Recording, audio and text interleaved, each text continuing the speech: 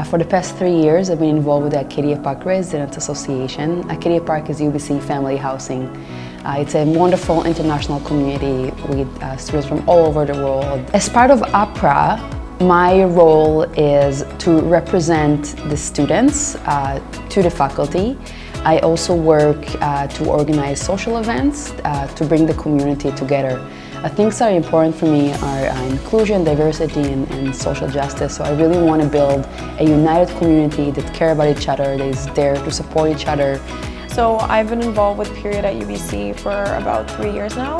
The whole movement is working towards reducing menstrual stigma, as well as providing period products to homeless women shelters, as well as battered women shelters and transition homes. So our impact isn't just based on campus, it goes quite a bit into the community as well. It also involves students on campus quite a bit through our whole packing projects, as well as having workshops to promote sustainability, as well as advocate for those who are in a more vulnerable state. We realize the privilege that we hold being on campus and having all these resources, so we try to be as unfiltered as possible by using our privilege to perpetuate the movement forward. I'm the chair of the Social Justice Center. The work that I'm doing in my organizing communities is ultimately, I think, about building transformative change, building community, and enacting or continuing collective journeys of liberation and resistance that have been going on for generations, both on campus and off campus. Some of the highlights of the time that I've been here are the organizing for the UBC climate strike, which was the largest mobilization that UBC has ever seen, and was a really important moment, I think, in telling politicians and telling folks that are in power that climate change is a really big issue, and not only climate change, but climate justice.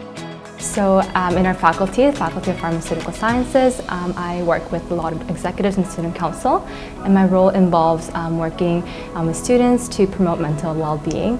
And this year I noticed that, there are lack of resources specific to our faculty. Therefore, I've collaborated with the Health and Wellness Center to develop several workshop series for students to take in regards to time management, in regards to stress. I'm really passionate about mental health, and during my first practicum I noticed that pharmacists are accessible healthcare providers.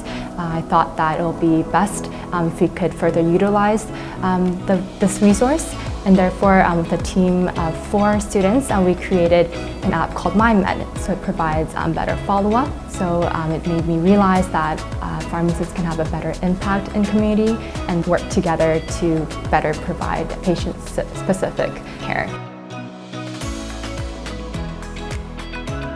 Being unfiltered means using your privilege to push forward and advocate for those who are in need. Being unfiltered means relaying authenticity to your community and the people that you work with. Being unfiltered means attending to the responsibilities that I feel to my communities and to these unceded lands. It means challenging systems of oppression, and it means unapologetically refusing to leave a part of my identity at the door. Being unfiltered means being who you are and being happy with who you are. And during my master's degree, I gave birth to my son, and it was an absolutely wonderful thing.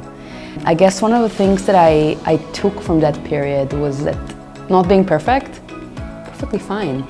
None of us are perfect. We shouldn't strive to be perfect. We can try to be happy and be good and be at peace with what we do and who we are.